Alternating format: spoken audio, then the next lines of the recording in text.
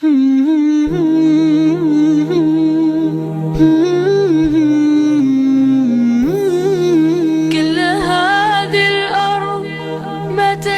orang jualan nggak laku-laku, pasang iklan nggak laku-laku, jualan habatus sauda expired, ya kan? Jualan madu pecah botolnya, gitu kan? Ada nggak teman kita yang kayak gitu? Ada, Pak. Solih nggak dia? Solih. Sholatnya selalu tepat waktu, tapi kalau giliran dagang selalu aja dagangannya itu tidak pernah laku. Dan ada yang kayak gitu, ada yang disempitkan, ada yang dilapangkan, dan semuanya itu ada hikmahnya. Apa hikmahnya kalau kita miskin? Loh, kita apa tidak pernah baca toh keterangan dari Imam Ibnu Qayyim? Imam Ibnu Qayyim itu menjelaskan kadang-kadang Allah itu menjadikan kita itu dimiskinkan hartanya oleh Allah. Kenapa? Supaya kita menikmati pada rezeki yang sedikit, dimana kalau harta kita banyak, biasanya kita tidak bisa bersyukur pada sesuatu yang sedikit, ya atau tidak? Kalau bapak terbiasa megang itu 2 miliar, 3 miliar, ada uang di kantong kita 100.000, kita akan memandang remeh. 100.000, bayar parkir 2 kali. Ini kalau ada kayak gitu, masya Allah, jemaah seliman itu. Maka kemudian dia tidak akan bersyukur, Pak. Kenapa? Dia akan bersyukur kalau hitungannya itu sudah 200-300 juta. Kenapa? Terbiasa membawa banyak, Pak. Tapi kalau kemudian kita jarang bawa uang 1 miliar, mending 1 miliar, Pak, 10 juta aja enggak pernah. Lo dapat uang 10.000 aja bisa bersyukur, Pak. Orang kalau terbiasa makan ayam, makan daging, maka kemudian dia tidak bisa menikmati lagi. Justru yang dicari apa? Yang dicari malah yang lainnya. Orang kalau terbiasa makan telur, akhirnya kemudian dia tidak bisa menikmati telur itu. Allah itu kalau bagi orang mukmin, kenapa Allah jadikan ada orang mukmin tidak dimudahkan dia mencari harta? Itu di situ ada hikmah bahwasanya Allah ingin supaya dia bersyukur terhadap sedikit harta. Ketika harta itu kemudian bisa memuaskan kenikmatan dalam hidupnya, ketika harta itu banyak malah tidak bisa memuaskan bagaimana dalam hidupnya itu. Jadi kalau kadang-kadang kita miskin itu apa? Supaya Allah itu melihat kamu dapat 5.000 aja syukur. Dan itu ada yang dimiskinkan semacam itu, Pak. Kita apa tidak rindu, Pak, saat-saat mungkin tidak punya apa-apa gitu. Lihat bapak orang tua kita makan pohong pisang nikmat, Pak. Kalau coba sekarang, Pak, makan daging sampai bosan, belenger gitu. Ayam itu kita ini sebenarnya sebagian dari kita sudah bosan gitu. Sampai ayam itu dibuat namanya itu macam-macam gitu. Ayam kremes, ayam keletak. Nah, karena orang itu sudah mulai bosan dengan ayam, Pak. Karena kemudian Allah itu pingin supaya ketika ada yang dimiskinkan oleh Allah, di situ Allah itu pingin supaya dia itu bersyukur terhadap sedikitnya harta. Kenapa? Salah satu definisi ketakwaan itu bersyukur terhadap sedikitnya harta. Makanya di situ kita paham, Allah lapangkan, Allah sedikitkan, dan itu semuanya punya hikmah. Saya punya kisah, Pak, nyata. Ya, ini saya dapatkan sekitar 4 tahun yang lalu atau 3 tahun yang lalu. Saya pernah, Pak, ngelewatin Jogja saat itu ketika wisata, kemudian rekreasi sama istri saya. Dari ngajar di Solo, kemudian pengen jalan-jalan ke Jogja. Masya Allah ya, saat itu, Pak, saya mendapati berhenti di lampu merah. Salah satu jalan, saya lupa jalannya itu. Tapi di Jogja saya masih ingat itu. Ada pengamen, Pak, tapi nggak membawa alat musik. Pakai jilbab, ibu-ibu.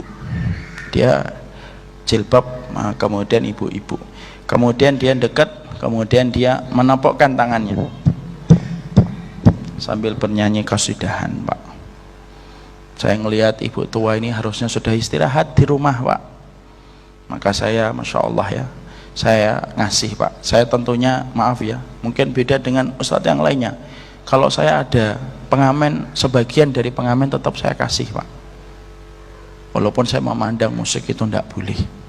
Kenapa saya tetap kasih? Ada 3 pertimbangan. 1, karena banyak orang ngamen kadang-kadang dia tidak paham hukumnya. Tidak sebagaimana kita, Pak, yang sudah belajar.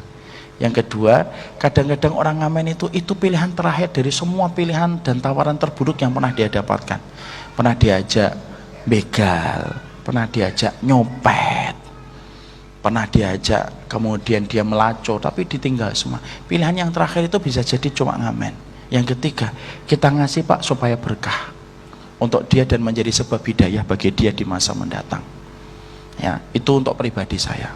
Makanya nanti jangan kaget kalau pengamen saya kasih, itu pertimbangan saya di situ. Saya lihat ibu itu kemudian ngamen, kemudian ya saya ambilkan. Maaf ya, saya cerita nominalnya Pak, bukan cerita untuk memperlihatkan kuantitas harta yang saya bagi, enggak. Ini untuk ngambil faedah. Saya kasih 10.000 Pak, 10.000 4 tahun lalu. Dolar masih berapa Ustadz? Dolar masih 7 ribuan 45 tahun lalu. Maka ketika saya kasih itu 10.000 Pak, itu dijemput sama ibu tersebut, diambil, dia ngomong, Pak kebanyakan. Oh enggak Bu, itu pas Bu, enggak ibu aja. Pak ini kebanyakan Pak. Enggak ibu, boten cekap insyaallah. Pak niki kula mboten gadah susu. Loh demi Allah lah saya mboten gadah susu. Enggak apa-apa ibu, ambil aja. Ya Allah Pak niki mboten napa-napa. Mboten ibu. Saya tuh Masya Allah ya, hanya dikasih 10.000 sampai berulang-ulang dan menegaskan benar atau enggak. Saat itu saya pengen turun Pak, tapi saya lampu merah ganti lampu hijau Pak, harus jalan Pak. Jalan saya, kemudian di spion itu sempat saya lihat ibu itu Pak jalan melipir, dicium uang 10.000 itu. Jangan tanya ya hukumnya nyium uang ya, bukan itu pertanyaannya. Nanti ada yang nanya gimana hukumnya cium uang, enggak itu. Ibu itu kemudian nyium, kemudian harta 10.000 itu saya lihat itu, saya tuh terenyuh Pak, wallahi saya terenyuh. Saya naik mobil Pak, itu terenyuh ketika ngasih 10.000 itu. Saya itu akhirnya ingat, ya Allah kapan kita bisa bersyukur atas 10.000 yang Allah kasih. Kalau kita hartanya sudah banyak itu, lo 10.000 itu enggak ngerasa itu rezeki.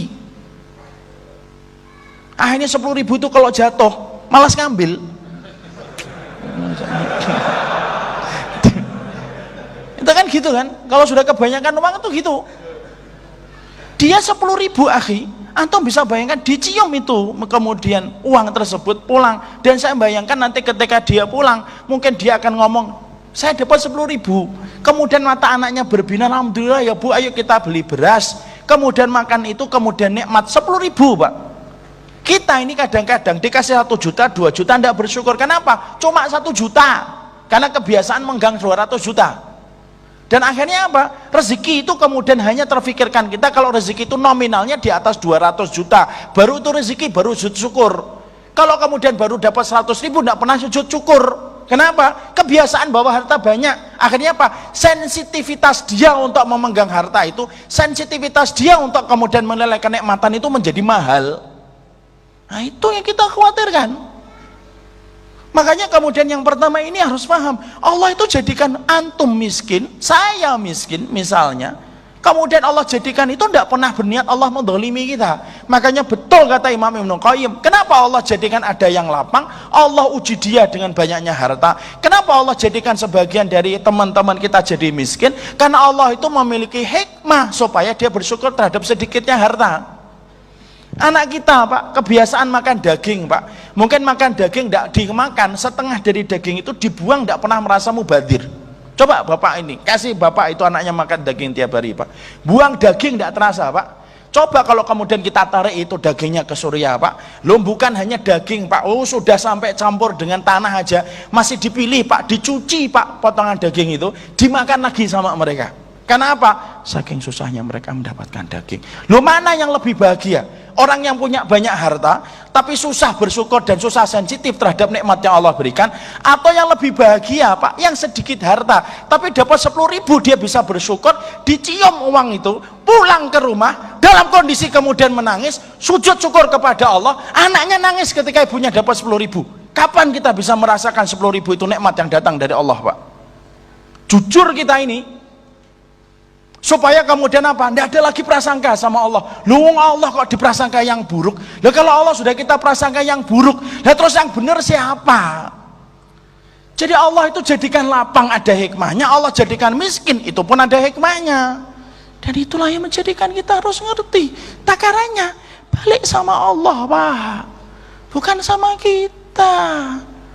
Tidak usah ngurusin sesuatu yang telah diurusin sama Allah. Anak bapak kaya, itu Allah yang mengkayakan anak bapak miskin. Bapak tidak usah risau sampai mengatakan, nak hidupmu belum barokah nak. Hanya gara-gara anak kita belum memiliki harta, ya enggak gitu Pak. Jangan mengambil tugas yang telah ditetapkan oleh Allah, karena itu yang sesuatu yang telah ditetapkan oleh Allah dalam kehidupan. Ustaz ngegas banget, enggak, santai, balik lagi Pak, santai. Ngegas itu supaya kita paham Pak, karena banyak orang yang suka suudon sama Allah. Anak paling enggak suka kalau kita suudon sama Allah Pak. Lah kalau kita sudah suudon terus yang benar sopo?